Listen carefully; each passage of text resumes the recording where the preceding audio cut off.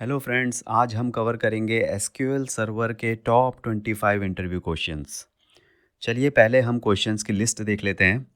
ये हैं हमारे टॉप 25 क्वेश्चंस। यहाँ मैंने क्वेश्चंस को चैप्टर्स में डिवाइड करके रखा हुआ है। हम शुरुआत करेंगे एसक्यूएल के बेसिक क्वेश्चन से, फिर हम कवर करेंगे questions on joins, indexes, store procedures and then last eight functions. तो चलिए पहले चैप्टर से शुरू करते हैं। ये हमारा पहला चैप्टर है और ये हैं इसके क्वेश्चंस। जो क्वेश्चंस बहुत ही ज़्यादा इम्पॉर्टेंट हैं वो मैंने उसमें वेरी इंपॉर्टेंट भी मार्क किया हुआ है। Hey my name is Happy and I help candidates in cracking interviews. मैंने और भी मिनी कोर्सेज क्रिएट किए हैं और अगर आप .NET इंटरव्यू से रिलेटेड और भी वीडियोस देखना चाहते हैं तो please subscribe and like this channel. तो चलिए अब शुरू करते हैं पहले क्वेश्चन से। What is the difference between DBMS and RDBMS? इन दोनों ही डेटाबेस में डिफरेंस क्या है? तो चलिए एक एक करके देखते हैं कि इनमें क्या डिफरेंस है। DBMS stores data as file. इसमें फ़ाइल में डाटा स्टोर होता है, ओके, जैसे कि टेक्स्ट फाइल या फिर इस तरीके की किसी फाइल में डाटा स्टोर होता है। इन RDBMS stores data in tabular format. इसमें टेबुलर फॉर्मेट में डाटा स्टोर होता है, लाइक रो और कॉलम होते हैं जहाँ पे, okay. No relationship maintain in between data in DBMS। कोई रिलेशनशिप नहीं होता आपका DBMS में डाटा के बीच में। Data is stored in the form of tables which are related to each other. जो आपका दो टेबल्स होती हैं उनके बीच में आप रिलेशनशिप फॉर्म कर सकते हो इसमें, और इसमें फॉरेन की के थ्रू आप दोनों के बीच में रिलेशनशिप मेंटेन कर सकते हो। Normalization is not present in DBMS। कोई नॉर्मलाइजेशन नहीं होती और RDBMS में normalization is present. DBMS deals with small quantity of data. तब यूज़ करते हैं जब डाटा बहुत ही स्मॉल हो। RDBMS deals with large amount of data. जब डाटा आपका बहुत ही ह्यूज होता है किसी भी एप्लीकेशन का, तब हम RDBMS यूज़ करते हैं। DBMS का एग्जाम्पल है XML। आप XML में भी डाटा सेव कर सकते हैं, डाटा स्टोर कर सकते हैं एक टेक्स्ट फाइल में, .XML फाइल में। तो वो एक आपका नॉर्मल DBMS का एग्जाम्पल होता है, पर बहुत ही छोटा डाटा प्रेफर किया जाता है ऐसे सेव करना। वहीं RDBMS जो है MySQL, SQL सर्वर, Oracle, जितने भी पॉपुलर डेटाबेसेस हैं वो बेसिकली RDBMS हैं, क्योंकि उनमें टेबुलर फॉर्मेट में डाटा सेव होता है जो कि रो और कॉलम फॉर्मेट होता है। तो ये था इस क्वेश्चन का आंसर। चलिए बढ़ते हैं अब नेक्स्ट क्वेश्चन की तरफ। What is a constraint in SQL? What are its types? तो पहले तो हम इसका पहले एग्जांपल देखेंगे कि कॉन्स्ट्रेंट होते क्या है, ओके। तो यहाँ पे हमने एक टेबल क्रिएट करी है स्टूडेंट्स करके, और आप देख रहे होंगे कि यहाँ पे हमने ये सारे कॉन्स्ट्रेंट्स जो हैं इस टेबल में अप्लाई कर दिए हैं, ओके। प्राइमरी की, नॉट नल। तो एक एक करके समझते हैं कि ये है क्या। तो पहला तो primary key. A primary key is a field which can uniquely identify each row in a table. Primary key का मतलब है कि इस प्राइमरी की से आप इस जो रो है, वो जो कॉलम है ID, इससे ID से आप पता लगा लेंगे कि ये कौन सा रो है, right. It will uniquely identify each row. तो ये था आपका पहला कॉन्स्ट्रेंट प्राइमरी की। दूसरा जो कॉन्स्ट्रेंट है वो है नॉट नल कॉन्स्ट्रेंट। ये क्या होता है? Not null constraints tell what we can not store, that we can not store a null value in a column. तो जो अब ये नेम है इसमें हम कभी भी नल वैल्यू स्टोर नहीं कर सकते अगर हमने इसमें नॉट नल कॉन्स्ट्रेंट लगा दिया है तो ये है दूसरा टाइप ऑफ कॉन्स्ट्रेंट। उसके बाद जो हमारे पास तीसरा है वो है foreign key constraint. A foreign key constraint is a field which can uniquely identify each row in an another table. इसका मतलब ये है कि अगर ये फॉरेन की लिखा है, मतलब जो ये कोर्स ID है ये किसी दूसरी टेबल में प्रेजेंट है, ओके, वहाँ से ये आ रही है। तो वहाँ पे अगर इसकी वैल्यू 1 2 3 4 5 है तो यहाँ पे भी 1 2 3 4 5 ही होगी, मतलब उससे अलग कुछ नहीं होगी।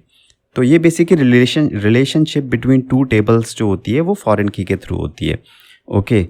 उसके बाद जो हमारा कंस्ट्रेंट आता है वो है check constraint. Check constraint helps to validate the values of a column to meet a particular condition. ये कहता है कि अगर आपने चेक में यहाँ पे अगर कोई कंडीशन दे रखी है, फॉर एग्जांपल यहाँ पे age is greater than equal to 18 है, तो आप कभी भी इस एज कॉलम में लेस देन जो 18 है वैल्यू लाइक 16 17 ये कभी भी नहीं डाल पाओगे। अगर आप ट्राई करोगे तो एरर आएगी। Okay, it's not possible. तो ये कंस्ट्रेंट अप्लाई हो गया। उसके बाद हमारा फिफ्थ है डिफ़ॉल्ट कंस्ट्रेंट।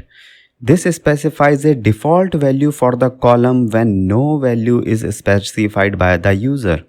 इसका मतलब ये है कि कभी भी आप कोई रो एंटर कर रहे हो फॉर एग्ज़ाम्पल, और आप उसमें एडमिशन डेट आपने नहीं दी, तो इसमें जो ऑटोमेटिकली गेट डेट, ये जो करंट डेट है ये सेट हो जाएगी, ये डिफ़ॉल्ट वैल्यू सेट हो जाएगी। इसमें नल वैल्यू सेव नहीं होगी बल्कि गेट डेट सेट होगी। हाँ, अगर आपने एडमिशन डेट दे रखी है वैल्यू, तो इन डैट केस जो आपने दी है वैल्यू वो सेट होगी, otherwise by default get date set होगी। उसके बाद जो हमारा लास्ट टाइप का कॉन्स्ट्रेंट है वो है unique constraint. Unique constraint tells that all the values in this column must be unique. इसका मतलब है कि सारे के सारे जो ये यूसी अंडरस्कोर स्टूडेंट हैं इसके यूनिक होंगे। अगर हमने यहाँ पे आईडी कॉमा नेम लिखा है, इसका मतलब है कि 1 comma for example happy, 2 comma happy, तो इन दोनों का कॉम्बिनेशन यूनिक है। तो ये आईडी कॉमा नेम एक तरीके से यूनिक है। 1 कॉमा हैप्पी और 2 comma happy are different, they are unique. Okay, so this is the example. तो ये थे हमारे टाइप्स ऑफ कॉन्स्ट्रेंट्स। अगर अब हम डेफिनेशन देखें कि कॉन्स्ट्रेंट है क्या, तो SQL constraints are used to specify rules for the data in a table. तो ये बेसिकली जितने भी कंस्ट्रेंट हैं ये कुछ रूल सेट कर देते हैं आपका जो डाटा इंसर्ट होगा। तो अगर आप उन रूल्स को फॉलो नहीं करेंगे तो ये डाटा इंसर्ट नहीं होगा। फॉर एग्जांपल नॉट नल, इसमें नल वैल्यू इंसर्ट नहीं हो सकती। तो इस तरीके के ये रूल्स होते हैं कंस्ट्रेंट्स। ओके, तो अब चलिए बढ़ते हैं नेक्स्ट क्वेश्चन की तरफ। What is the difference between primary की एंड यूनिक की? ये एक बहुत ही इंपॉर्टेंट क्वेश्चन है और बहुत ही इंटरव्यूज़ में पूछा जाता है क्योंकि ये थोड़ा कंफ्यूजिंग करने वाला क्वेश्चन है। तो चलिए एक एक करके देखते हैं। पहले तो देखते हैं पहला difference, primary key can not accept null values. Okay, unique key can accept only 1 null value. तो ये तो प्राइमरी की तो हम जानते हैं कि नल वैल्यूज़ नहीं लेता है, बट यूनिक की जो है एक ले सकता है। बहुत बार लोग बोलते हैं कि भाई नहीं मल्टीपल, ये पूछ लेते हैं लोग कि अच्छा मल्टीपल नल वैल्यूज़ भी यूनिक की में सेव हो सकती हैं क्या? तो नहीं, केवल एक कॉलम में एक ही नल वैल्यू प्रेजेंट होगी। तो ये था पहला और सबसे इम्पॉर्टेंट डिफरेंस। उसके बाद दूसरा डिफरेंस ये बता सकते हैं कि प्राइमरी की क्रिएट क्लस्टर्ड इंडेक्स। प्राइमरी की अगर आप क्रिएट करेंगे किसी भी टेबल में तो क्लस्टर्ड इंडेक्स क्रिएट हो जाएगा। यूनिक की क्रिएट्स नॉन क्लस्टर्ड इंडेक्स। अगर यूनिक की क्रिएट करेंगे तो non clustered index by default create हो जाएगा। ओके, जो थर्ड डिफरेंस है वो ये है, only 1 primary key in a table is possible. More than, और जो यूनिक की है मोर देन 1 यूनिक की in a table is possible. तो अगर आपकी टेबल है तो आप केवल स्टूडेंट आईडी पे एक ही मतलब प्राइमरी की लगा सकते हैं। पर हाँ, अगर आप लगाना यूनिक की, आप स्टूडेंट नेम, उसमें और भी कॉलम्स हैं, स्टूडेंट नेम, स्टूडेंट क्लास जो भी हैं, तो आप मल्टीपल कॉलम्स में यूनिक की लगा सकते हैं, पर प्राइमरी की एक ही कॉलम में लगा सकते हैं। तो ये थे इन दोनों के डिफरेंसेस। अब चलिए बढ़ते हैं नेक्स्ट क्वेश्चन की तरफ। यहाँ एक ब्रेक लेते हैं। ये एक अनाउंसमेंट है। ये जो है एक कंप्लीट कोर्स है .NET इंटरव्यू के ऊपर, और इसके अंदर 500 इंटरव्यू क्वेश्चंस हैं from SQL, ASP.NET, .NET core, सभी टॉपिक्स कवर्ड हैं। इसमें से 200 क्वेश्चंस तो वर्बली मैंने आंसर किए हैं, एक्सप्लेन किए हैं, और 300 जो हैं एक्स्ट्रा क्वेश्चंस वो आपके PDF फॉर्मेट में हैं। तो ये एक कंप्लीट बुक भी है जो कि आपका लिंक डिस्क्रिप्शन में मिल जाएगा। आपको रिवीजन के लिए आप चाहे तो बुक ले सकते हैं या चाहे तो आप कंप्लीट कोर्स के साथ भी जा सकते हैं जो कि इंग्लिश में है। और अगर आप चाहते हैं इसको तो ओके, और अगर आप नहीं भी चाहते हैं तो इट्स फाइन, हम इसी कोर्स के साथ आगे बढ़ते हैं। तो चलिए अब आगे बढ़ते हैं अपने अगले क्वेश्चन की तरफ। What are triggers and types of triggers?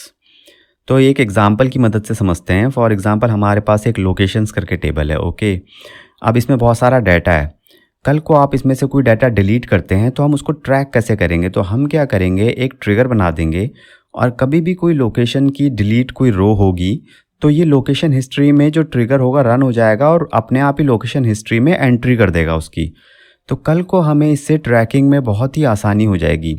तो ये इस ट्रिगर जो है हमारे इस तरीके से काम आते हैं। ओके, अगर यहाँ पे हम एक एग्जांपल देखें जो ट्रिगर का कोड है, तो ये इस तरीके से कुछ होता है। इसमें हमारा ये ट्रिगर नेम होगा, उसके बाद ये लोकेशन टेबल होगी, ये अपडेट मतलब कौन से इवेंट पे ट्रिगर फायर होगा। तो जब भी इस टेबल में अपडेट होगा लोकेशन टेबल में, तो जो है ये ट्रिगर फायर होगा और ये जो क्वेरी है ये पूरी लोकेशन हिस्ट्री में इंसर्ट कराने वाली ये चल जाएगी। तो ये हमारा एक सैम्पल ट्रिगर है। तो फाइनली जो ट्रिगर की डेफिनेशन है वो क्या हुई, वो है triggers are stored programs which are automatically executed और fired when some event occur. Event कुछ भी हो सकता है, इंसर्ट, डिलीट और अपडेट। तो ये हमारी ट्रिगर की डेफिनेशन है, तो ऑटोमेटिकली फायर हो जाते हैं। अब दूसरा पार्ट है इस क्वेश्चन में, वो है टाइप्स ऑफ ट्रिगर्स। ओके, तो ये जो आप डायग्राम देख रहे हैं अब, ये हमारे टाइप्स ऑफ ट्रिगर्स हैं। अब जो ये ट्रिगर्स की कैटेगरी होती हैं वो होती हैं DML, DDL and log on. और ट्रिगर्स के जो टाइप होते हैं, मतलब एक होता है कैटेगरी और कैटेगरी के अंदर एक्चुअल टाइप होता है वो। तो DML के अंदर होते हैं instead of and after triggers. अब DDL और लॉग ऑन भी ट्रिगर्स होते हैं, बट मोस्टली ये DBA लेवल के लोग ही हैंडल करते हैं। डेवलपर्स केवल इंस्टेड ऑफ और आफ्टर ही मोस्टली देखते हैं। तो हम यही दोनों समझेंगे टाइप्स ऑफ ट्रिगर्स में, दो टाइप के।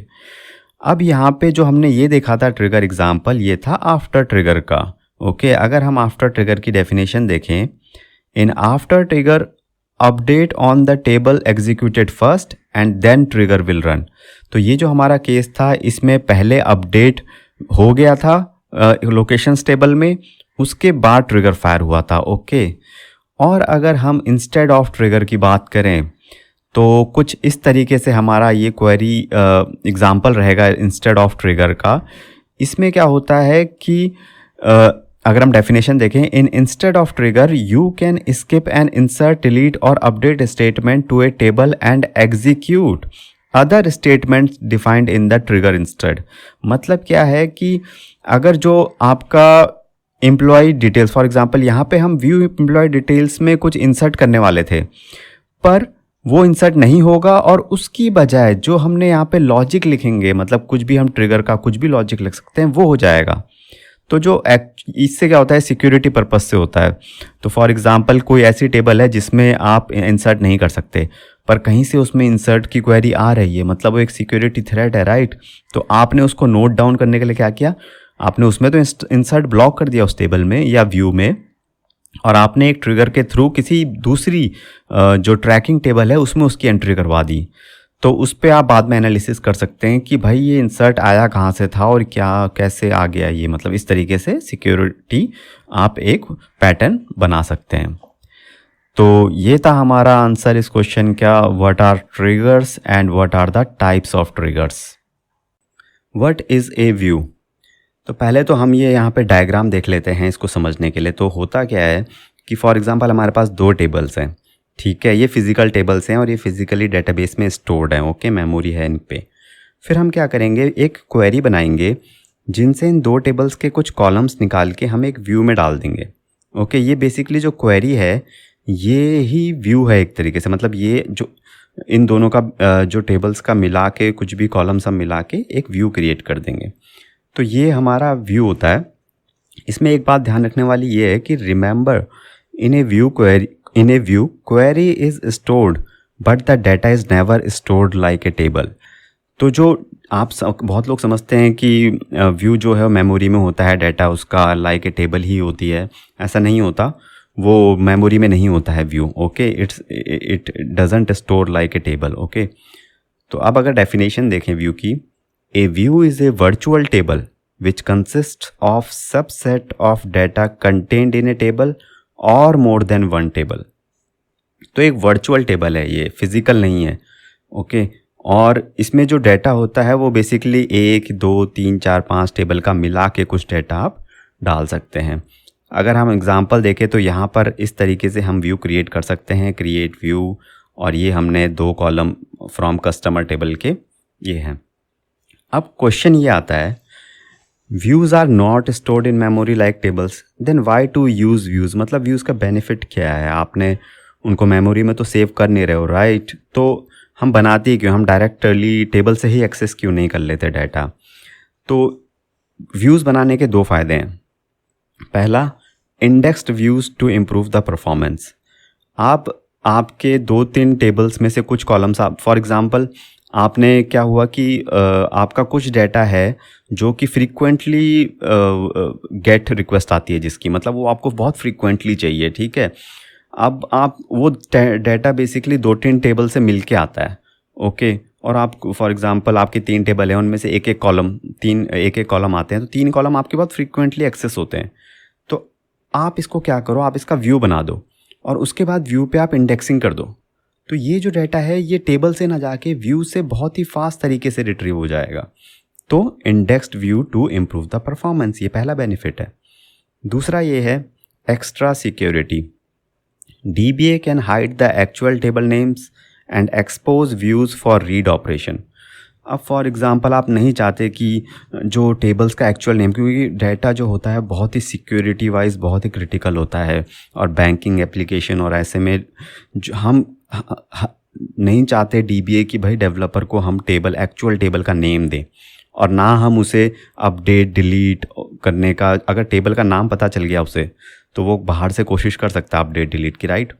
तो इसलिए DBA क्या करते हैं, एक व्यूज़ बना देते हैं, और वो व्यू में आप अपडेट डिलीट तो कर नहीं सकते, उसमें तो आप बस सिलेक्ट कर सकते हो जो डेवलपर्स हैं। तो वो तरीके से एक एक्स्ट्रा सिक्योरिटी हो गई आपकी टेबल्स के लिए, आपके डेटाबेस के लिए। तो ये जो 2 हैं ये हैं हमारे बेनिफिट व्यू के। तो ये था view and the advantages of view. What is the difference between having clause and where clause. तो पहले तो हम एक क्वेरी देख लेते हैं। ये देखिए, आप select count country from customers where country equal to India group by and having. तो इसमें हमने हैविंग और वेयर क्लाउज का डिफरेंस देख रहे हैं इस क्वेश्चन में, राइट। तो इसमें हमने दोनों यूज़ किए हैं, वेयर भी यूज़ किया है और हैविंग भी यूज़ किया है। तो पहला डिफरेंस तो ये है, where clause is used before group by clause, right. आप देख रहे होंगे ग्रुप बाय से पहले यूज़ होता है, बाद में नहीं। Having clause is used after group by clause, और हैविंग जो है वो ग्रुप बाय के बाद यूज़ होता है, पहले नहीं। तो ये एक डिफरेंस हो गया ग्रुप बाय से पहले एंड बाद में। फिर उसके बाद हम एक और क्वेरी देखेंगे, यहाँ पे देखेंगे आप, select EMP name from employee group by EMP name having sum और EMP सैलरी। तो ये जो हमारे एग्रीगेट फंक्शंस होते हैं, सम, जैसे आप सम कर रहे हो, राइट, और लेस देन 30,000, इस तरह की कंडीशन में आप हैविंग यूज़ करते हो, ना कि वेयर। तो हम कह सकते हैं जो डिफरेंस है वो ये है, where clause can not contain aggregate functions. ये जो सम एग्रीगेट फंक्शन कहते हैं हम इन्हें, तो इस तरीके के मिनिमम, मैक्सिमम, मिन, मैक्स, सम, ये सब एग्रीगेट फंक्शन है। तो ये वेयर क्लाउज नहीं कर सकता, ऐसे वेयर आप सम नहीं कर सकते। Having clause can contain aggregate function. तो हैविंग क्लाउज का एक बहुत बड़ा पर्पस यही होता है कि एग्रीगेट फंक्शन को अच्छे से हैंडल कर लेते हैं विद ग्रुप बाय। तो ये होते हैं हमारे 2 differences where and having clause के बीच में। व्हाट इज़ सब क्वेरी और नेस्टेड क्वेरी और इनर क्वेरी इन SQL। तो पहली बात तो ये तीनों चीज़ें सेम है, सब क्वेरी, नेस्टेड क्वेरी और इनर क्वेरी, ओके। अब ये देखते हैं कि ये है क्या। तो ये हम यहाँ पे एक क्वेरी देखेंगे। तो यहाँ हम देखेंगे कि ये जो वायलेट कलर में ये कोड है, सिलेक्ट ना लास्ट नेम, तो ये तो आउटर क्वेरी है, ओके। और जो ये वेयर कंडीशन के बाद, ऑफिस कोड के बाद, इन के बाद आपने एक और क्वेरी लिखी है, राइट। ऑफिस कोड को आप और मतलब चेक कर रहे हो कि क्या क्या उसमें आइटम्स में से हो सकती है, तो ये हमारी इनर क्वेरी होती है। तो जो डेफिनेशन अगर हम इसकी बोलें इंग्लिश में तो होगी, ए सब क्वेरी और इनर क्वेरी और nested query is a query with in another SQL query and embedded with in the where clause. तो पहले तो ये क्वेरी किसी और क्वेरी के अंदर होती है जो कि आउटर क्वेरी होती है, और ये हमेशा वेयर कंडीशन के बाद लिखी जाती है। तो ये होती है हमारी सब क्वेरी। चलिए बढ़ते हैं नेक्स्ट क्वेश्चन की तरफ। What is auto increment identity column in SQL server. इसका बहुत ही सिंपल सा आंसर है। पहले तो हमेशा की तरह मैं आपको कोड दिखाऊंगा। तो ये हमारा SQL का हमने एक पर्सन्स टेबल बनाने की यहाँ पे कोशिश करी है। तो इसमें आप देखेंगे हमने पर्सन ID जो आप प्राइमरी की है उसको, उसमें बेसिकली आइडेंटिटी कॉलम का यूज़ किया है और ब्रैकेट में लिखा है 1,1। अब इसका क्या मतलब है? इसका मतलब ये है कि जब भी आप इस टेबल में कभी भी कोई एंट्री करेंगे तो आप पर्सन ID में कोई वैल्यू नहीं देंगे, और जो ऑटोमेटिकली ये वैल्यू 1 से स्टार्ट होगी। मतलब जिस दिन आप पहली रो इसमें पर्सनस में एंटर करेंगे तो 1 होगी पर्सन आईडी की वैल्यू, फिर जब अगली बार रो इंसर्ट करेंगे तो 2 होगी, 3 होगी। तो ये जो 1 है ये सेकंड वाला, ये 1 2 3 4 5 ऐसे इंक्रीमेंट होता चला जाएगा।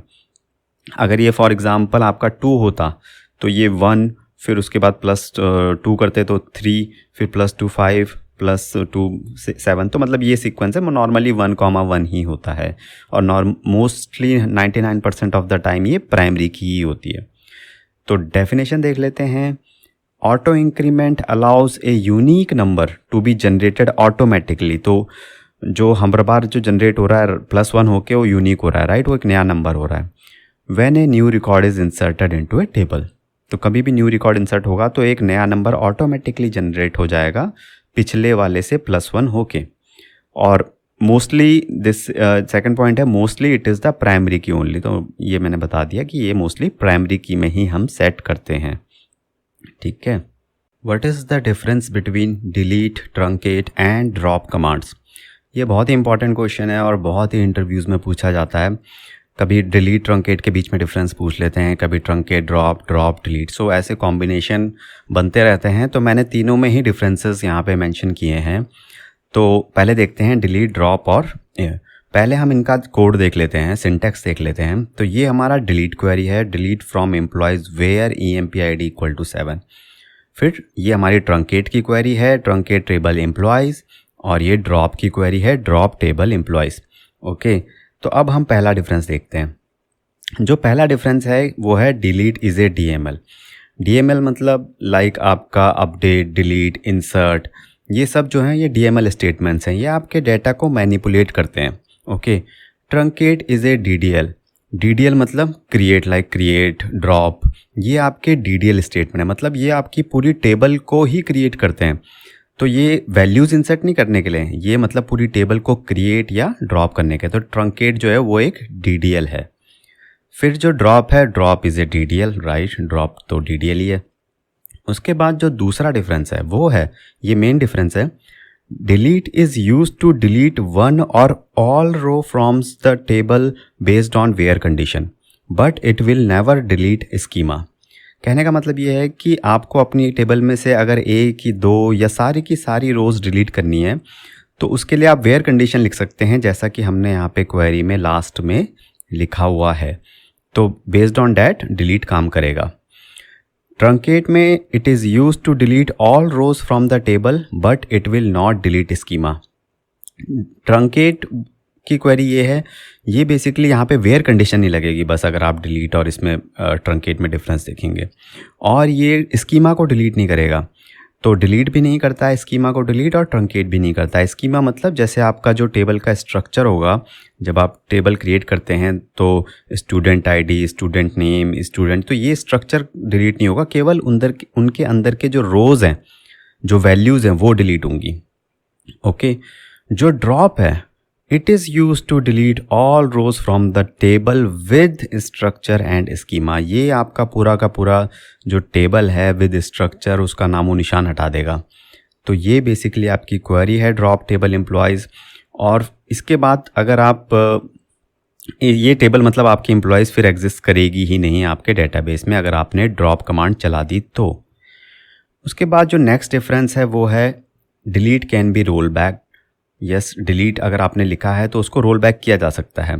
Truncate can not be roll back, ये एक ट्रंकेट का कह सकते हैं कि ड्रॉबैक है, या जो मतलब रोल बैक कि रोल बैक नहीं हो सकता, ठीक है। Drop it can not be roll back, तो ड्रॉप और ट्रंकेट रोल बैक नहीं हो सकते, केवल आपका डिलीट कमांड जो है वो अगर आपकी रोल बैक हो सकती है। तो ये थे हमारे 3 differences between delete, truncate and drop. चलिए अब बढ़ते हैं नेक्स्ट क्वेश्चन की तरफ। Many congratulations for completing the last chapter. ये है हमारा अगला चैप्टर और यहाँ पे इसको चैप्टर के सारे ही क्वेश्चंस लिस्टेड हैं।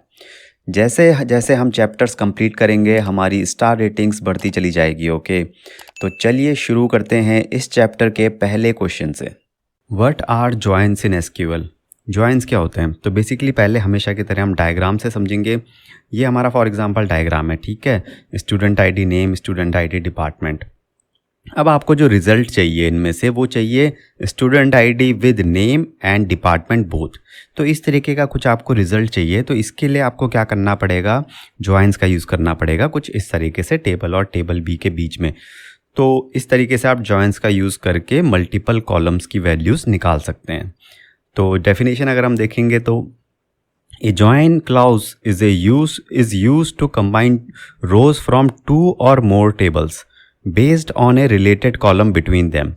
तो जब भी हम join का यूज़ करते हैं तो उनके बीच में कॉमन कॉलम होना चाहिए, जैसे यहाँ पे स्टूडेंट आईडी है। अगर कॉलम नहीं होगा तो आप फिर वो डाटा निकालना, वो मतलब उस डाटा का कोई सेंस नहीं होगा। तो डाटा इस based on the common column निकलता है, ओके, तब हम जॉइंस यूज़ करते हैं। तो ये था what are joins in SQL. What are the types of joins in SQL server. तो अब जो ये क्वेश्चन है ये बहुत ही इंपॉर्टेंट है और बहुत ही इंटरव्यूज़ में पूछा जाता है कि टाइप्स ऑफ जॉइंस क्या क्या हैं, ओके। तो पहला तो जॉइन हमारे पास है वो है लेफ़्ट आउटर जॉइन। इसमें क्या होता है कि अगर हमारे पास दो टेबल हैं ए और बी, तो ये क्या होता है कि ए का जो सारा डाटा आ जाता है और बी का भी डाटा आ जा। फॉर एग्ज़ाम्पल आप कहेंगे कि भाई ये तो खाली ए का डाटा आ रहा है, तो हमें बी के साथ ये जो हमने क्वेरी लिखी है यहाँ पे select star from table A left join table B, इसमें हम जब बी के साथ जॉइन लगा ही क्यों रहे हैं, मतलब किसी के भी दिमाग में क्वेश्चन आ सकता है, हमें तो ए का डाटा ही मिल रहा है ना, राइट। इसको देख के ऐसा लग रहा है, तो ए का तो सिलेक्ट स्टार फ्रॉम टेबल ए करो, बस आ गया डाटा। बी में क्यों जॉइन लगाया, तो बी में इसलिए जॉइन लगाया है कि कुछ कॉलम्स ऐसे होंगे जो कि ए से आएंगे और कुछ कॉलम्स हमें बी से भी मिल जाएंगे, ओके, जो कि ए में नहीं है। तो ए का तो सारे कॉलम्स आएंगे ही आएंगे, उनके डाटा आएगा ही आएगा, और साथ में जो बी के जो मैचिंग होंगे कॉलम्स के वो डाटा भी आ जाएगा। तो इसलिए हम यहाँ पे लेफ़्ट आउटर जॉइन का ये जो है मेन यूज़ है। दूसरी अगर आप इसकी डायग्राम देखेंगे तो यहाँ पे जस्ट हमने नल का यूज़ किया है, मतलब इसका मतलब जो कॉमन है उसको हमने हटा दिया है। हमने बी डॉट कीज़ नल मतलब बी के डाटा को हटा दिया है, ओके। तो ये था हमारा पहले टाइप का जॉइन, वो है लेफ़्ट आउटर जॉइन। सिमिलरली हमारा दूसरा होता है राइट आउटर जॉइन। इसमें क्या होता है कि हमारा जैसे लेफ़्ट में लेफ़्ट टेबल का डाटा आ जाता था और राइट का नहीं आता था, वैसे ही इसमें राइट का डाटा आएगा, लेफ़्ट का नहीं आएगा, और कॉलम्स आ जाएंगे राइट के। मतलब तो अगर आपको के बी में 3 कॉलम हैं और ए में 2 दूसरे कॉलम हैं, तो वो 5 कॉलम आ जाएंगे पर बी का सारा डाटा आ जाएगा, ओके। तो सिलेक्ट स्टार फ्रॉम टेबल है, इस तरह की इसकी राइट जॉइन, ये जो सिंटैक्स होता है ये इस तरीके का होता है, राइट जॉइन। सेम इसका अगर आपको ए का डाटा बिल्कुल भी नहीं चाहिए तो आप इसमें ए डॉट कीज़ नल लिख सकते हैं, मतलब ए का डाटा हमें बिल्कुल भी नहीं चाहिए। ये हो गया हमारा दूसरे टाइप का जॉइन। उसके बाद हमारा जो तीसरे टाइप का जॉइन होता है वो होता है फुल आउटर जॉइन। इसमें सारा का सारा डाटा आ जाता है, मतलब ए में भी बी में भी, ए में 3 कॉलम है बी में 2 कॉलम है, तो सारा का सारा जो डाटा जो 5 कॉलम के साथ जो आएगा, जो भी आप कॉलम चाहिए उनके नाम यहाँ पे एस्ट्रिक की जगह उनके नाम लिख सकते हैं, तो वो सारा डाटा यहाँ पे फुल आउटर जॉइन आ जाएगा। और सेम अगर आपको जो कॉमन डाटा है अगर आपको उसको हटाना है तो आप ये इस नल का जो है वो कंस्ट्रेंट यूज़ कर सकते हैं, कंडीशन यूज़ कर सकते हैं। उसके बाद जो हमारा फोर्थ और जो लास्ट टाइप का जॉइन है वो है इनर जॉइन, और यही सबसे इम्पॉर्टेंट जॉइन होता है। तो मोस्टली हम इनर जॉइन ही यूज़ करते हैं, और इसका क्या होता है कि इसमें जो दोनों का कॉमन डाटा होता है वो आता है। अगर हम इनर जॉइन का यूज़ करेंगे तो इसमें ऐसा नहीं होगा कि खाली लेफ़्ट का आएगा या खाली राइट का आएगा, इसमें जो कॉमन है वो आएगा। तो ये इस तरीके से हम इसको ऑन जो इसका जो सिंटैक्स होता है select star from table a inner join table be on A dot की इक्वल टू बी डॉट की। तो ये जो की है ये कॉमन है, की जो कॉलम होगा ये ए में भी होगा बी में भी होगा। तो ए डॉट की मतलब ए का कॉलम, बी डॉट की जहाँ पे भी मैचिंग हो रही होगी वो सारा का सारा डाटा आ जाएगा। तो ये थे हमारे 4 टाइप के जो जॉइंस होते हैं एसक्यूएल सर्वर में। चलिए बढ़ते हैं नेक्स्ट क्वेश्चन की तरफ। What is self join. तो ये एक बहुत ही इंपॉर्टेंट क्वेश्चन है, और इसके नाम से ही समझ में आ रहा है कि ये कह रहा है कि अपने आप से जॉइन, ठीक है। तो पहले हम समझते हैं कि सेल्फ जॉइन की ज़रूरत क्या है, मतलब जैसे इनर जॉइन लेफ़्ट जॉइन क्या होती है, तो सेल्फ जॉइन की क्या ज़रूरत है। तो when to use self join, okay. तो यहाँ हम देखते हैं एक टेबल है हमारे पास एम्प्लॉयज़ करके, ओके, और इसमें जो प्राइमरी की है वो है एम्प्लॉय आईडी, और यहाँ हमारे पास एक मैनेजर आईडी करके भी कॉलम है। ओके, अब this manager ID is employee ID of the manager of an employee. ठीक है, तो बेसिकली क्या है, जैसे फॉर एग्जांपल कि एक है हैप्पी ओके एम्प्लॉय, उसकी आईडी है 123, और एक है अनुराग, उसकी है 456। अब जो हैप्पी है वो अनुराग का मैनेजर है, तो जो उसके अनुराग के कॉरस्पॉन्डिंग जो मैनेजर आईडी होगी वो क्या होगी, 123, राइट। तो मैनेजर अनुराग की एम्प्लॉय आईडी है 456, मैनेजर आईडी है 123, और जो हैप्पी था वो उसकी एम्प्लॉय आईडी थी 123। तो इस तरीके की ये कुछ टेबल है। अब हमारा काम क्या है, अब ये है कि now our task is to get the employees name with their manager names. तो यहाँ पे मैनेजर नेम करके कोई अलग से तो कॉलम है नहीं, तो हमें इसी टेबल में से इसी से जॉइन लगा के हमें मैनेजर नेम निकालना होगा। तो ये हमारी उसके लिए हम ये देखिए ये क्वेरी लिखेंगे इस तरीके से। तो यहाँ पे select E dot first name करके, जो एम्प्लॉय है ये एलियास है, ये मैनेजर एलियास है, तो फर्स्ट नेम एम्प्लॉय का आ जाएगा, फर्स्ट नेम मैनेजर का आ जाएगा। अब यहाँ पे ध्यान से देखने वाली बात है कि हम employees E left join employees M, same table में ज्वाइन लगा रहे हैं, राइट। आपस में ज्वाइन लगा दिया और on M dot employee ID equal to E dot manager ID कर दिया। तो इसका तो हमने एम्प्लॉय आईडी ले लिया और एक का मैनेजर आईडी, और ऑर्डर बाय मैनेजर इसकी ज़रूरत नहीं है, चाहे तो मतलब ये ऑर्डर करने के लिए जस्ट। तो ये जो हमने आपस में ज्वाइन लगाया है और जो रिज़ल्ट आएगा बेसिकली लास्ट में वो कुछ इस तरीके का सा आएगा। तो हमारा जो आउटपुट था वो फर्स्ट नेम ऑफ एम्प्लॉय था, वो आ जाएगा एम्प्लॉय ये वाला, और ये जो मैनेजर था ये इसका तो ये एम्प्लॉय का नेम है और ये मैनेजर का नेम है। तो आप देख रहे हैं एक ही एम्प्लॉय के एक एम्प्लॉय का एक मैनेजर बहुत सारे एम्प्लॉयज़ का मैनेजर है, जो कि पॉसिबल होता है, राइट। तो ये हमारा सेल्फ ज्वाइन का यूज़ केस है। तो डेफिनेशन क्या है सेल्फ ज्वाइन की, a self join is a join of a table to itself. ठीक है, जब हमारे पास एक ही टेबल होती है और उसी के बेस पे हमें अलग अलग कॉलम्स की वैल्यू निकालनी होती है। जैसे यहाँ पे हमें मैनेजर नेम निकालना था जो कि हमारे पास था नहीं एक टेबल में, तो हमने उसके लिए फिर सेल्फ ज्वाइन का यूज़ किया, और जो हमने ऑन कंडीशन में अलग अलग आईडी डाली, तो ये होता है हमारा self join. Many congratulations for completing the last chapter. ये है हमारा अगला चैप्टर, और यहाँ पे इसको चैप्टर के सारे ही क्वेश्चंस लिस्टेड हैं। जैसे जैसे हम चैप्टर्स कंप्लीट करेंगे हमारी स्टार रेटिंग्स बढ़ती चली जाएगी। ओके, तो चलिए शुरू करते हैं इस चैप्टर के पहले क्वेश्चन से। What are indexes in SQL server. तो इंडेक्सेस क्या होते हैं, तो इंडेक्सेस पहले तो छोड़ो एसक्यूएल सर्वर, पहले तो ये समझो कि जैसे ये डायग्राम है हमारा, ठीक है, और ये हमारी टेबल है। तो भाई ये जो इसमें वैल्यूज़ हैं, इन वैल्यूज़ की एक इंडेक्सिंग होती है। अब वो कैसे होती है, फॉर एग्ज़ाम्पल यहाँ पे हमारी एक बुक है, ओके, और हमारे बुक के हर शुरुआत में एक हमारे पास इंडेक्स होता है, राइट। वो इंडेक्स क्या होता है, मतलब वो इंडेक्स बेसिकली रिफ़र करता है कि कौन सा चैप्टर कौन से पेज पर है। तो इससे क्या होता है कि हमें कोई भी चैप्टर पे पहुंचने में बहुत आसानी हो जाती है, मतलब कितना फास्ट हो जाता है, राइट। अगर इंडेक्स नहीं होगा तो आपको फिर पूरे एक एक करके पलटने पड़ेंगे चैप्टर तक पहुंचने के लिए, पर सेम ही इंडेक्स होता है ऑलमोस्ट। तो हम कह सकते हैं SQL indexes are used in relational database to retrieve data very very fast. तो इसलिए हमारे इंडेक्सेस बनाए गए हैं टेबल्स में, डेटाबेस के टेबल्स में, ताकि डाटा को रिट्रीव करने में बहुत आसानी हो, ठीक है। और जो मैंने यहाँ पे स्टेटमेंट लिखी है, they are similar to indexes at the start of the book which purpose is to find a topic quickly. तो बिल्कुल सिमिलर टू बुक्स है, तो सेम हमारे indexes to retrieve the data fast. तो ये था इस क्वेश्चन का answer. What is clustered index.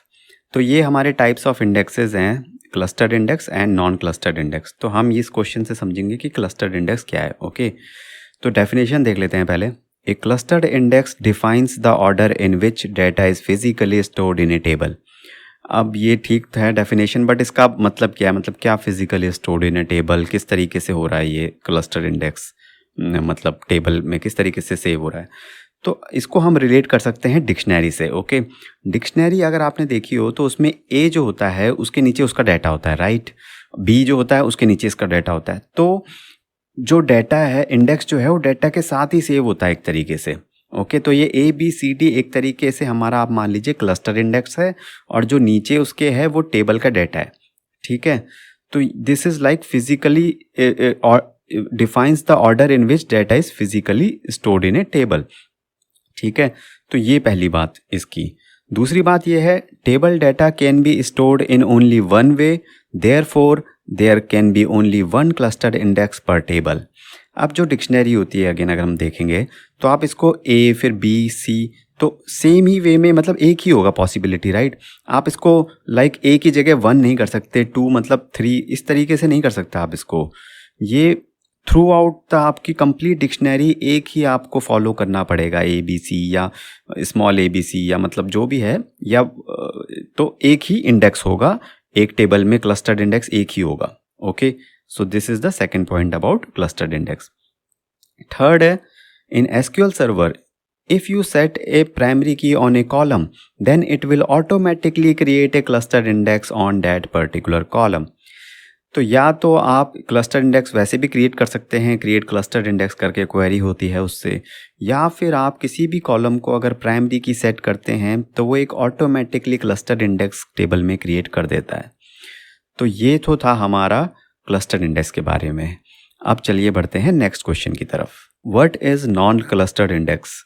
ये हमारा दूसरे टाइप का इंडेक्स होता है। तो पहला तो हमने डिस्कस किया था क्लस्टर्ड इंडेक्स, और ये जो दूसरा टाइप है इंडेक्स का, ये है नॉन क्लस्टर्ड इंडेक्स। इसकी जो डेफिनेशन अगर हम देखें, ए non clustered index is stored at one place and table data is stored in another place. इसका क्या मतलब है, इसको हम रिलेट करेंगे बुक के इंडेक्स से। तो होता क्या है, जो अगर आप बुक में देखेंगे तो इंडेक्स जो होता है वो सबसे पहले सेव होता है, राइट, और जो बुक का डाटा है वो उसके बाद सेव होता है। तो दोनों अलग अलग जगह पे सेव हो रखे हैं, राइट।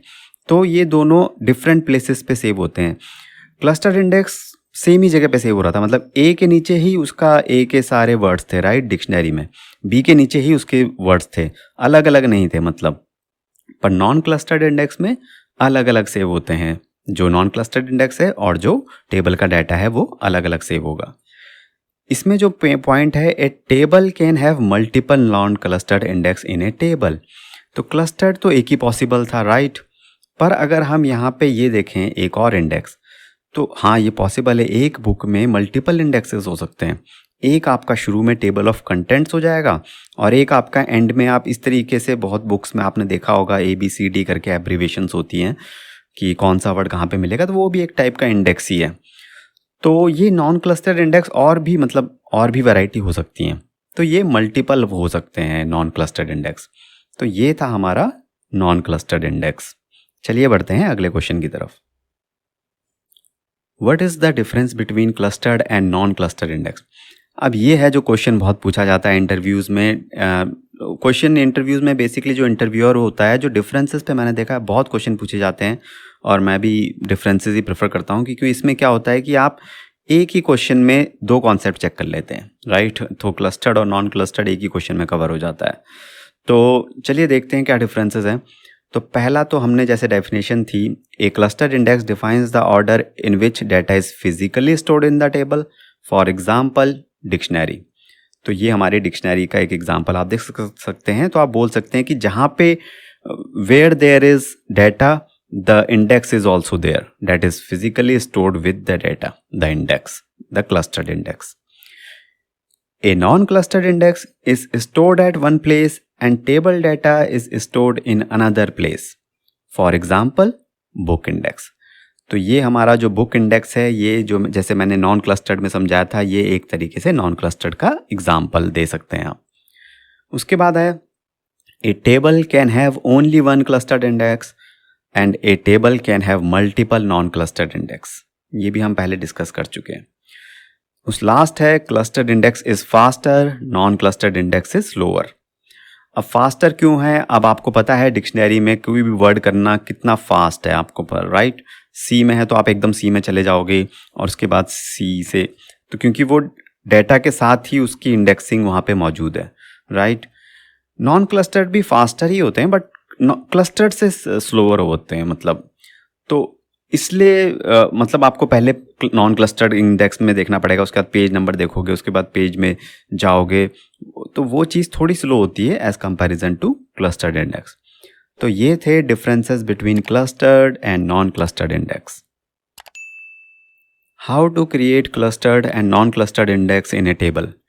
तो हमने इनका डेफिनेशन और डिफरेंसेस सब देख चुके हैं पिछले क्वेश्चंस में।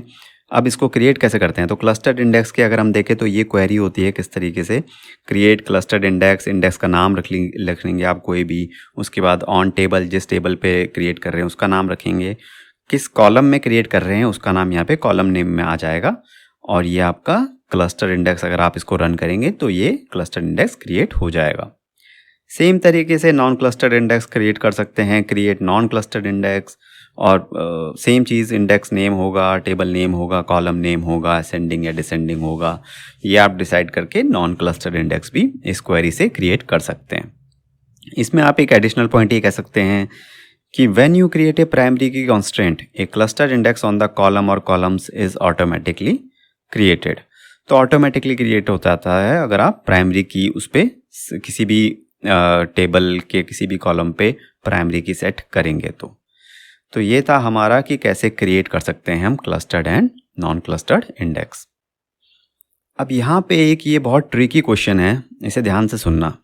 इन which column you will apply the indexing to optimize this query. तो हमारे पास यहाँ पे एक क्वेरी है, select ID class from student where name equal to Happy. ठीक है, अब हमें थ्योरी तो बहुत पता है कि भाई क्लस्टर्ड इंडेक्स क्रिएट होना चाहिए, उससे फास्ट हो जाता है, नॉन क्लस्टर्ड इंडेक्स भी क्रिएट कर सकते हैं। और अब आपको बोला जाता है कि आपके पास एक टेबल है, उसमें मिलियंस ऑफ डाटा है और आपको उसको ऑप्टिमाइज़ करना है, तो आप बोलोगे कि हाँ उसमें नॉन क्लस्टर्ड इंडेक्स क्रिएट कर दो, क्योंकि जो क्लस्टर्ड होगा वो तो बाय डिफ़ॉल्ट प्राइमरी की के साथ आ ही जाएगा, तो उसको आपको करने की ज़रूरत नहीं है। तो नॉन क्लस्टर्ड इंडेक्स अब हम किस पे करें, मतलब उस मिलियंस ऑफ डाटा में कौन से कॉलम पे, क्या सब पे कर दें क्या, मतलब तो सब पे नहीं करेंगे, क्योंकि सब पे कर देंगे तो फिर वो परफॉर्मेंस मतलब अच्छी होने की जगह वो हो जाएगी, मतलब परफॉर्मेंस डिग्रेड हो जाएगी, क्योंकि वो है एक तरीके से आप, जैसे मैंने बुक में समझाया था कि एक इंडेक्स होता है, ठीक है, या 2 इंडेक्स होते हैं तो ठीक है, पर अगर आप 50 इंडेक्स बना देंगे तो फिर तो वो उनको ही सेव करने के लिए मेमोरी चाहिए होगी, राइट। तो कौन से कॉलम पे करेंगे, तो ये क्वेरी जैसे मेरे को भी एक बार एक इंटरव्यूअर में ऐसे ही पूछ लिया था। तो इसमें जो होता है, कोई बोलता है कि आईडी पे करें, क्लास पे करें, या फिर नेम कॉलम पे करें। तो जो आपको इंडेक्सिंग होती है वो हमेशा वेयर कंडीशन के बाद, जो नॉन क्लस्टर इंडेक्स है वो हम नेम कॉलम पे करेंगे। तो the answer is the column after where condition which is name here, क्योंकि फ़िल्टर इस पे लगना है, ठीक है, फ़िल्टर इस पे लगना है, तो ये बहुत फास्ट होना चाहिए, तो इसको हम स्पेसिफिकली नॉन क्लस्टर करेंगे, आईडी और क्लास को इंडेक्सिंग नहीं करेंगे। तो this is the answer of this question. Many congratulations for completing the last chapter. ये है हमारा अगला चैप्टर, और यहाँ पे इसको चैप्टर के सारे ही क्वेश्चंस लिस्टेड हैं। जैसे जैसे हम चैप्टर्स कंप्लीट करेंगे हमारी स्टार रेटिंग्स बढ़ती चली जाएगी, ओके। तो चलिए शुरू करते हैं इस चैप्टर के पहले क्वेश्चन से। What is the difference between stored procedure and function. ये एक बहुत ही एक इम्पॉर्टेंट क्वेश्चन है। अगर कोई मेरे से बोलेगा कि भाई एसक्यूएल सर्वर में से एक इंटरव्यू क्वेश्चन पूछना है तो मैं यही पूछूंगा, तो कहने का मतलब है कि ये सबसे ज़्यादा इम्पॉर्टेंट क्वेश्चन है, और जो भी इम्पॉर्टेंट क्वेश्चन होता है उसके हमें मैक्सिमम डिटेलिंग पता होनी चाहिए। तो यहाँ पे हमें एटलीस्ट 3 डिफरेंसेस पता होने चाहिए, क्योंकि मोस्ट ऑफ द टाइम लोग समझते हैं कि एक डिफरेंस याद कर लिया तो बस हो गया, इंटरव्यूअर इम्प्रेस हो जाएगा। जब हमें पता है कोई चीज़ इंपॉर्टेंट है, कोई चीज़ 10 मार्क्स की है, तो हम उसमें एक पॉइंट याद करके हमें 5 नंबर मिल रहे हैं, तो मतलब हमें और ज़्यादा है। तो यहाँ पे हम एटलीस्ट 5 to 6 डिफरेंसेस देखेंगे, ओके। तो हमेशा की तरह पहले हम देखेंगे कि प्रोसीजर और फंक्शन की सिंटैक्स क्या है। तो ये है हमारा एक प्रोसीजर, नॉर्मल प्रोसीजर का सिंटैक्स, ओके। और यहाँ पे हम कुछ नहीं कर रहे हैं, बस एक ई नेम करके पैरामीटर पास कर रहे हैं, कि ईआईडी आउटपुट पैरामीटर है, और यहाँ पे हम इंसर्ट करा रहे हैं एम्प्लॉय टेबल में, और सिलेक्ट जो स्कोप आईडी जो है वो हम वापस भेज रहे हैं जहाँ से ये प्रोसीजर कॉल हुआ है। तो ये तो प्रोसीजर का सिंपल सा है। और ये जो फंक्शन है, अब फंक्शन देखते हैं। यहाँ पे हमारे इनपुट पैरामीटर्स आ रहे हैं, और हम जस्ट यहाँ पे एसक्यूएल स्टेटमेंट लिखेंगे, कुछ वैल्यू निकालेंगे, और उसको इस वैल्यू में करके हम रिटर्न करवा देंगे। तो ये है हमारा फंक्शन। अब देखते हैं इनमें डिफरेंसेस क्या हैं एक एक करके।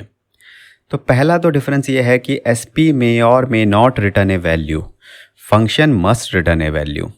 SP भाई कर भी सकता है, रिटर्न नहीं भी कर सकता, चलेगा, क्योंकि आप इंसर्ट क्वेरी चला रहे हो, अपडेट क्वेरी चला रहे हो, नहीं करना रिटर्न तो चलेगा, बट फंक्शन को रिटर्न वैल्यू करानी ही है। तो उसका ये मेन काम है कि फंक्शन के अंदर कुछ हम SQL स्टेटमेंट लिख के उससे एक वैल्यू रिटर्न कराएं। ओके, सेकंड डिफरेंस है SP have input output parameters, function have only input parameters. तो फंक्शन में कहने का मतलब कि आउटपुट पैरामीटर्स नहीं होते। आप यहाँ पे कुछ इनपुट पैरामीटर्स पास तो कर सकते हो इस फंक्शन के अंदर, बट यहाँ से कुछ आउटपुट पैरामीटर नहीं ले जा सकते, आपको रिटर्न करानी पड़ेगी वैल्यू इस तरीके से। तो ये था हमारा दूसरा डिफरेंस। थर्ड डिफरेंस है we can call function inside SP के इनसाइड हम यहाँ पे कहीं पे फंक्शन कॉल कर सकते हैं। Okay, but we can not call SP inside a function, but उल्टा नहीं कर सकते, फंक्शन के अंडर यहाँ पे हम इनसाइड में कोई SP कॉल नहीं कर सकते हैं। ओके, उसके बाद जो चौथा डिफरेंस वो ये है we cannot use SP in SQL statements like select, insert, update, delete, merge, etc. Okay, तो हम जो SP है, हम जैसे select, SP name, from इस तरीके से नहीं हम लिख सकते, but we can use them with function। अगर आप ये क्वेरी देखेंगे यहाँ पे select star, dbo.fn country, तो ये जो है fn country यहाँ पे फंक्शन है, फ्रॉम सिटी, तो ये FN कंट्री यहाँ पे जो फंक्शन है ये आप इस तरीके से इनलाइन फंक्शन यूज़ कर सकते हो। तो इनलाइन क्वेरी में आप फंक्शन का यूज़ कर सकते हो। तो ये चौथा डिफरेंस है। ओके, उसके बाद नेक्स्ट डिफरेंस है we can use try catch exception handling in SP, but we can not use try catch in functions. ठीक है, तो एक्सेप्शन हैंडलिंग फंक्शंस में पॉसिबल नहीं है। उसके बाद जो हमारा लास्ट डिफरेंस है वो है we can use transactions inside SP, but we can not use transactions inside function. तो ये हमारे टोटल 6 डिफरेंसेस हैं, और आप इनमें से कम 3 से 4 तो याद कर ही लीजिए, बिकॉज एक बहुत ही इंपॉर्टेंट क्वेश्चन है, और हर इंपॉर्टेंट क्वेश्चन का हमें डिटेल में चीज़ें पता होनी चाहिए। अब ये कैसे पता लगेगा कि कोई क्वेश्चन इंपॉर्टेंट है कि नहीं, तो उसके लिए आप मेरे वीडियो देखिए, उसमें मैं हमेशा इंपॉर्टेंट क्वेश्चनों को ज़्यादा वेरी इंपॉर्टेंट करके मार्क करता हूँ, तो इनकी तो आपको डिटेलिंग में आंसर होनी ही चाहिए। तो चलिए अब बढ़ते हैं नेक्स्ट क्वेश्चन की तरफ। What is a cursor, why to avoid them. तो कर्सर क्या होते हैं हमारे, हम स्टोर प्रोसीजर के अंदर कर्सर लिखते हैं, राइट। तो पहले तो हम इसका सिंटैक्स देखेंगे, ठीक है। तो ये सिंटैक्स देख के आप डर मत जाना। तो बेसिकली ये कुछ हम सिंटैक्स है, पर नॉर्मली सिंटैक्स आपसे कोई पूछेगा नहीं, पर आपको पता होना चाहिए कि कर्सर कर क्या रहा है।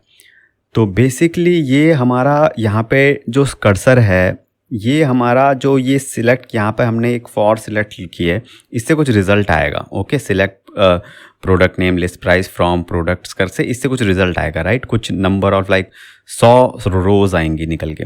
अब ये कर्सर क्या करेगा, हम इस ओपन कर्सर करेंगे और एक एक करके उस रिजल्ट को इटरेट करेंगे, उसमें से चीज़ें निकालेंगे, उसमें से मतलब कुछ ऑपरेशन करेंगे, कुछ प्रिंट कर रहे हैं जैसे हम यहाँ पे प्रोडक्ट नेम, ये तो एक एक करके फैच करेंगे और उसमें कुछ हम प्रिंट करवाएंगे या कुछ भी हम उसके बाद, और उसके बाद फाइनली हम उसको क्लोज कर देंगे कर्सर को जब काम ख़त्म हो जाएगा, और डीएलोकेट कर देंगे।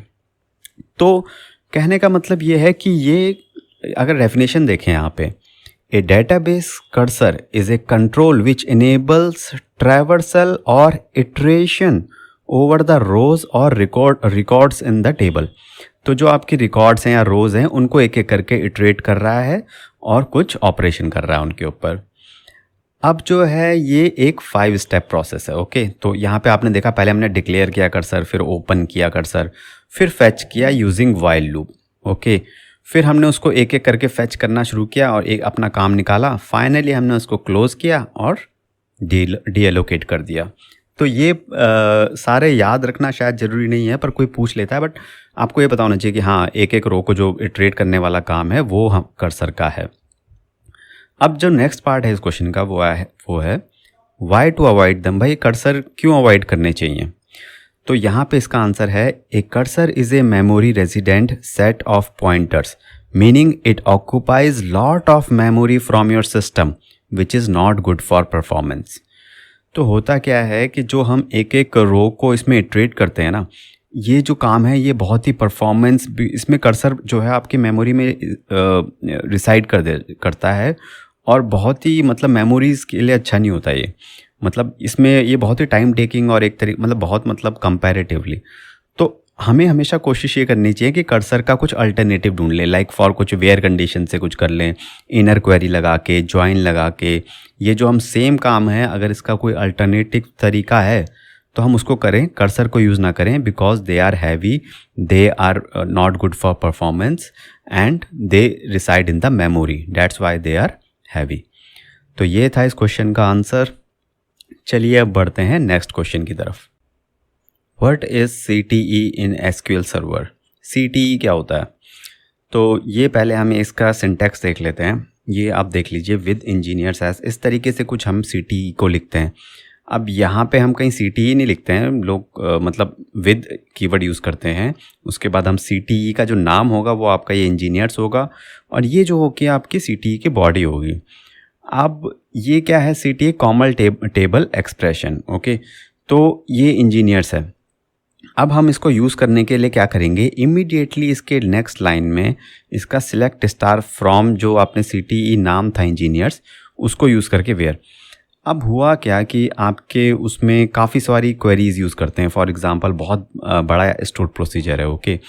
तो ये एक तरीके से टेम्परेरी टेबल का काम करता है। तो आपने कुछ डाटा इस सिलेक्ट स्टार फ्रॉम यहाँ से निकाला और फिर उसको फर्दर यूज़ कर लिया, तो इसने एक तरीके से आपको सिंप्लीफाई कर दिया, आपकी कॉम्प्लेक्स क्वेरीज़ को एक इंजीनियर्स में डाल दिया। तो इसका जो यूसेज है वो ये है कि ये रीडेबल होता है आसानी से और सिंप्लीफाई कर देता है। तो अगर हम डेफिनेशन देखेंगे CTE की, तो ये क्या है? A common table expression is a temporary named result set that you can reference with a select, insert, update और delete statement। तो ये जो यूसेज हम कर रहे हैं यहाँ पे सिलेक्ट, इंसर्ट, अपडेट, डिलीट, तो इस इंजीनियर्स जो CTE बना है हमारा, इसके साथ हम इमीडिएटली कुछ भी कर सकते हैं। तो ये एक तरीके से SQL सर्वर ने एक हमें दिया है कॉमन टेबल एक्सप्रेशन। इससे क्या होता है कि फॉर एग्जांपल आप बोलेंगे कि भाई हमारे पास टेम्परेरी टेबल भी तो है ऑप्शन, उसको क्यों नहीं यूज़ करते? तो उस CTE का ये मतलब कर सकते हैं उसको भी, पर CTE का ये एडवांटेज होता है कि आपने इसको बनाया इंजीनियर्स, और उसके इमीडिएटली बाद आपने इसको यूज़ करना होता है इंजीनियर्स, ठीक है। और ये इसके बाद अपने आप ऑटोमेटिकली ड्रॉप भी हो जाता है। जैसे ही ये पहली बार यूज़ होता है उसके बाद ये ड्रॉप हो जाता है। आपने कॉमन टेबल टेम्परेरी टेबल में क्या होता है, आपने बना दी, अब आप उसको ड्रॉप करना भूल गए, ठीक है। फिर वो जब तक कनेक्शन रहा तो वो आपके मेमोरी में रहेगी, तो उसकी वो परफॉर्मेंस इशू हो जाता है कि आपने बनाई शुरुआत में थी, आपको बीच में कहीं ज़रूरत पड़ी, आपने यूज़ किया, फिर काफ़ी टाइम कुछ एग्जीक्यूशन हुआ स्टोर प्रोसीजर में। अब इस सब के बीच में वो टेम्परेरी टेबल तो है ही ना, तो वो उसका मेमोरी में है ही हो, तो वो स्पेस ले रही है, आपका जो परफॉर्मेंस है उस पर इफेक्ट पड़ रहा है। पर CTE में ऐसा नहीं होता। CTE में आपको एक टेम्परेरी टेबल की ज़रूरत पड़ी, आपने इंजीनियर्स करके बना दी, उसके बाद जैसे ही आपने उसको यूज़ किया फिर वो चली जाती है अपने आप। तो मेमोरी का इससे बेनिफिट होता है, रीडेबल होता है, कोड आसानी से समझ में आता है। तो that is the benefit of CTE and that is CTE। How to optimize a store procedure और SQL क्वेरी? तो ये भी क्वेश्चन काफ़ी पूछा जाता है। अगर आप थोड़ा ज़्यादा एक्सपीरियंस है, 3 से 4 साल से ज़्यादा एक्सपीरियंस है, तो ये क्वेश्चन बहुत ही कॉमन है।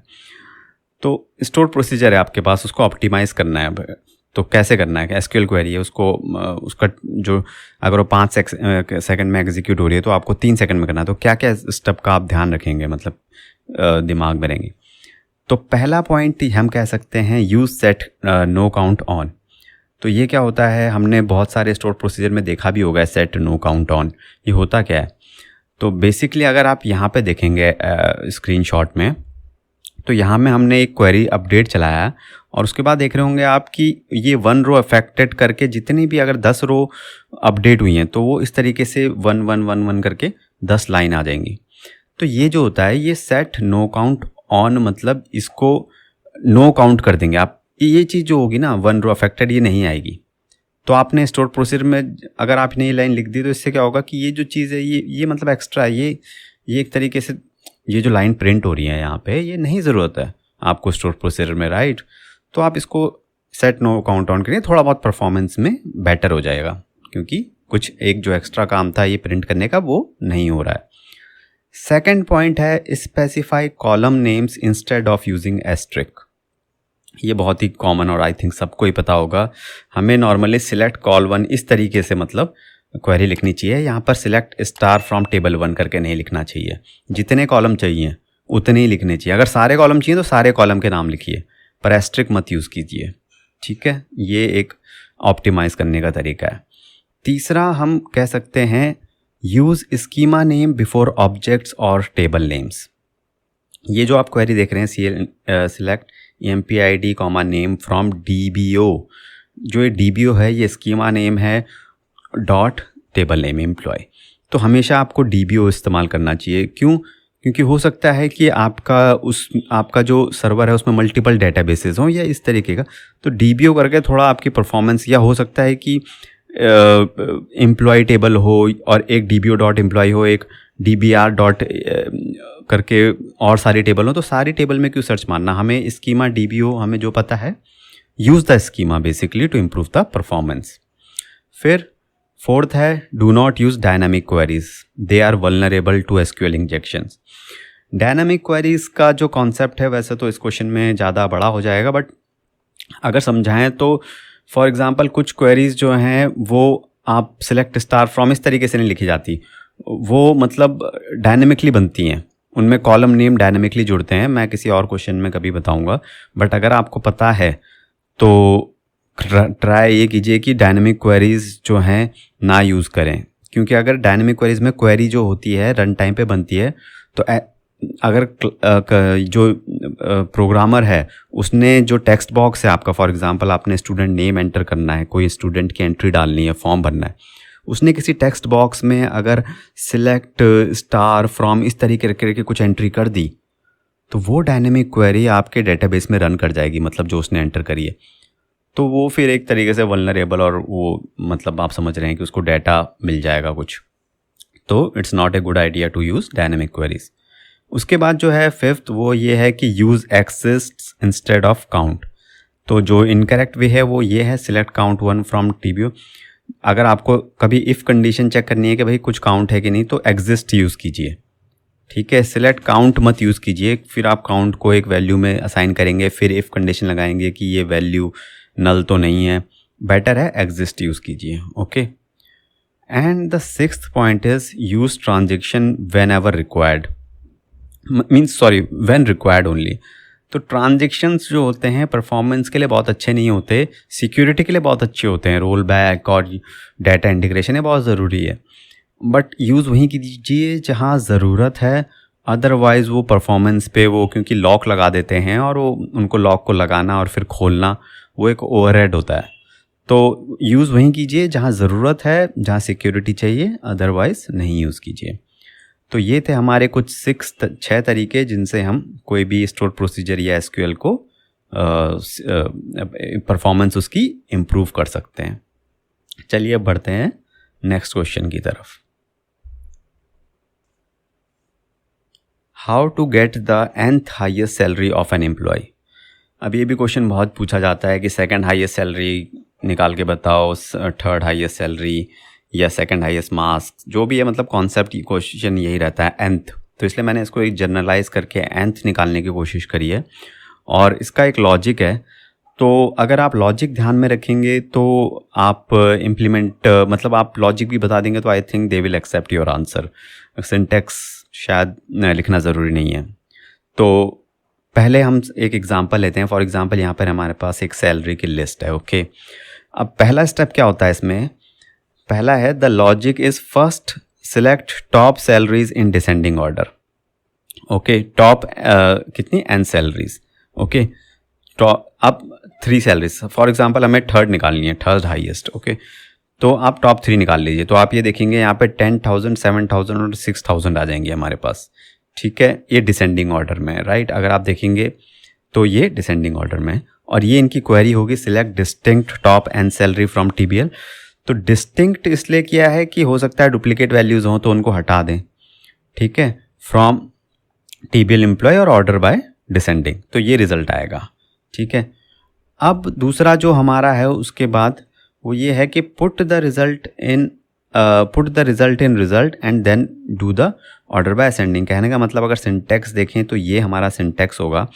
तो जो हमारी पहली क्वेरी थी वो तो हमने बीच में डाल दी, इसके ऊपर हमने एक और लेयर बना दी, सिलेक्ट सैलरी फ्रॉम, और नीचे ये जो हमारा आया था पिछली क्वेरी से रिज़ल्ट, उसको हमने एक रिज़ल्ट करके टेम्परेरी टेबल में डाल दिया और उसको ऑर्डर बाय सैलरी। तो इस बेसिकली एलियास है जो रिज़ल्ट है। तो अगर आप देखेंगे रिज़ल्ट, तो इसने क्या किया है, जस्ट रिवर्स कर दिया है और कुछ नहीं किया है। मतलब जो डिसेंडिंग था उसको असेंडिंग कर दिया है। ठीक है, अब आप कहेंगे पहले ही क्यों नहीं असेंडिंग कर दिया, तो पहले असेंडिंग नहीं कर सकते थे। सेकंड जब ये वाला स्टेप किया था पहले डिसेंडिंग ही निकालते हैं। ओके, फिर उसके बाद असेंडिंग करना होता है उस रिज़ल्ट को। अब जब असेंडिंग किया तो आप कुछ नहीं करना, अब इसमें से टॉप 1 सैलरी निकाल देनी है। जो वो है select top 1 salary from the result set. तो जो आपके पास फाइनल रिज़ल्ट आया, मैंने देखा आपने top 1 salary from the result, और ये हमारा है 6000। तो ये 3 स्टेप हैं इसके, ये 3 लॉजिक है, सॉरी 3 स्टेप हैं। और अगर आप देखेंगे, अगर आप पहले जो मेन टेबल थी, अगर आप इसमें देखेंगे थर्ड हाईएस्ट सैलरी, तो आप देख लीजिए जो 6000 है वो थर्ड हाईएस्ट सैलरी है, राइट। अब आप इसको सेम, अगर आप ये टॉप 3 की जगह टॉप 4 अप्लाई कर देंगे तो ये एक तरीके से आपको टॉप 4 सैलरी मतलब 4th हाईएस्ट सैलरी निकाल के दे देगा। अगर आपको सेकंड हाईएस्ट निकालनी है तो आप टॉप 2 कर लीजिए। तो ये है हमारा nth हाईएस्ट सैलरी। इसका और भी तरीके होते हैं, बट मैं इस तरीके को प्रेफर करता हूँ क्योंकि सिंटैक्स नहीं भी याद रहा लेकिन लॉजिक याद रहता है। किस तरीके से पहले डिसेंडिंग करना है, फिर असेंडिंग करना है, फिर लास्ट में टॉप 1 निकाल देना है। सिंपल। पहले टॉप 3 था तो 3 को निकाल के डिसेंडिंग कर लिया, फिर असेंडिंग कर लिया, फिर टॉप 1 निकाल दिया। तो ये था इस क्वेश्चन का answer. What are ACID properties? Definition देख लेते हैं। ACID properties are used when you are handling transactions in SQL. For example, multiple inserts are coming at same point of time. तो होता क्या है कि हमारी जो टेबल होती है, फॉर एग्जांपल हमारी कोई पेमेंट टेबल है, ओके, और उसमें मल्टीपल जगह से यूज़र्स की एंट्रीज आ रही हैं, राइट। मतलब बहुत यूज़र्स हैं, मल्टीपल यूज़र्स वो आ रहे हैं पेमेंट की टेबल में अपडेट कर रहे हैं, और आपने एक टेबल को अपडेट किया ही था, एक स्टोर प्रोसीजर चलाई था, उसके बीच में वो अपडेट दोबारा हो गई, और इस तरीके से क्या होता है कि इंटीग्रिटी लॉस्ट हो जाती है। डाटा जो है उसका, इसे इंटीग्रिटी कहते हैं, मतलब डाटा जो है ख़राब हो जाता है। मतलब समझ रहे हैं आप, कोई भी चीज़ पूरी नहीं हुई, आपने एक इंसर्ट करके अपडेट, आपने एक एसपी में 4 स्टेटमेंट थी, इंसर्ट किया था, फिर अपडेट किया, अब इंसर्ट तो हुआ, उसके बाद कोई दूसरे कनेक्शन से एंट्री आ गया और वहाँ से उसने उसको इंसर्ट करके उसकी वैल्यू अपडेट कर दी। तो कहने का मतलब है कि ये, इसके लिए हम ट्रांजेक्शन्स यूज़ करते हैं। अब ट्रांजेक्शन्स किस टाइप से होने चाहिए, ट्रांजेक्शन को क्या होने चाहिए, तो वो है एसिड प्रॉपर्टीज। तो देख लेते हैं कि करके डायग्राम ये है। एटॉमिसिटी, ए का मतलब होता है इसमें atomicity, each transaction is all और नथिंग। मतलब आपको अपने ट्रांजेक्शन को ऐसे लिखना है कि भाई अगर जब भी कोई प्रोसीजर चले या कोई सेट ऑफ एसक्यूएल स्टेटमेंट्स चलें तो या तो वो सारी की सारी चले या तो एक भी ना चले, तो इससे इंटीग्रिटी रहेगी, राइट। 2 चलेंगी 2 नहीं चलेंगी तो गलत है वो, तो ये एटॉमिसिटी कहलाता है। दूसरा है कंसिस्टेंसी। आपको अपने ट्रांजेक्शन्स को ऐसे लिखना है, एसक्यूएल स्टेटमेंट्स को, data should be valid according to all the defined rules. Consistency मतलब अगर आपके किसी उसमें इंटीजर वैल्यू अलाउड है कॉलम में, तो उसमें हमेशा इंटीजर ही जाएगा। मतलब ऐसे नहीं कि अभी इंटीजर चला गया, कल को स्ट्रिंग भी जा रहा है, परसों को कुछ और जा रहा है। तो जितने भी रूल्स आपने सेट किए हैं, कोई कंस्ट्रेंट सेट किए हैं, कंसिस्टेंसी होनी चाहिए। डाटा मतलब आपको पता होना चाहिए कि हाँ भाई ये तो एक डेट कॉलम है, इसमें स्ट्रिंग नहीं होना चाहिए। तो इस तरीके से कंसिस्टेंसी होता है। जो तीसरा है एसिड का, वो है isolation. Transactions do not affect each other. कहने का मतलब है कि आपने, एक आदमी ने पेमेंट करी, यूज़र ने, अब उस पेमेंट जब होती है तो उसमें 4 एसक्यूएल क्वेरीज चलती हैं, ठीक है।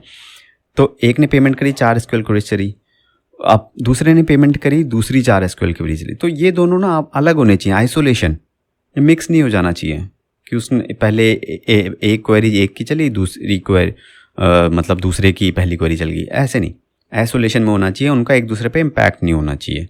तो ये होता है आइसोलेशन। और जो लास्ट होता है हमारा इसमें वो होता है durability. Committed data would not be lost even after power failure. अगर आपकी 4 क्वेरीज थी एक ट्रांजेक्शन में और वो 4 क्वेरीज चल गई और आपके टेबल्स में डाटा इंसर्ट हो गया पेमेंट का, उसके बाद इवन अगर लाइट भी चली जाए और शट डाउन हो जाए सिस्टम, कुछ भी हो जाए, आपको अपने ट्रांजेक्शन्स ऐसे लिखने हैं कि वो डाटा लॉस्ट नहीं होगा। मतलब उस तरीके से, मतलब ये ACID properties are like SOLID principles in C#। मतलब आप इनको फॉलो करना पड़ता है आपको अपने ट्रांजेक्शन्स या डेटाबेस में क्वेरीज लिखने से पहले। तो ये थे हमारे एसिड प्रॉपर्टीज़। कॉन्ग्रेचुलेशंस, आपने ये मिनी कोर्स ख़त्म कर दिया है और अब आप 50 क्वेश्चंस पूरे कर चुके हैं। अब आप चाहे तो किसी भी इंटरव्यू में बैठ सकते हैं और आपको रिवीजन का ध्यान रखना। आपको जब भी ज़रूरत पड़े, जो डिस्क्रिप्शन में पूरे क्वेश्चंस की लिस्ट है, आप किसी भी क्वेश्चंस में जंप करके और उसका रिवाइज़ कर सकते हैं। और मैं ये कहना चाहूँगा कि आप प्लीज़ इस चैनल को लाइक और सब्सक्राइब कीजिए ताकि मैं और भी जो .NET कोर और SQL और इन सब से रिलेटेड क्वेश्चंस भी हिंदी में बना सकूँ। अदरवाइज़ आप मेरे इंग्लिश वाले चैनल को भी फॉलो करिए, सब्सक्राइब कर सकते हैं। मैं उसका लिंक डिस्क्रिप्शन में ज़रूर दे दूँगा। और एट द एंड मैं आपसे बस यही कहना चाहूँगा कि all the best for your interviews and your interview preparation. Never ever give up. एक ही तरीका होता है इंटरव्यू क्लियर करने का और वो होता है ज़्यादा से ज़्यादा इंटरव्यू देना। ओके, तो that is my advice for you. अब चलिए इस वीडियो को ख़त्म करते हैं। मुलाकात होगी आपसे नेक्स्ट वीडियो में।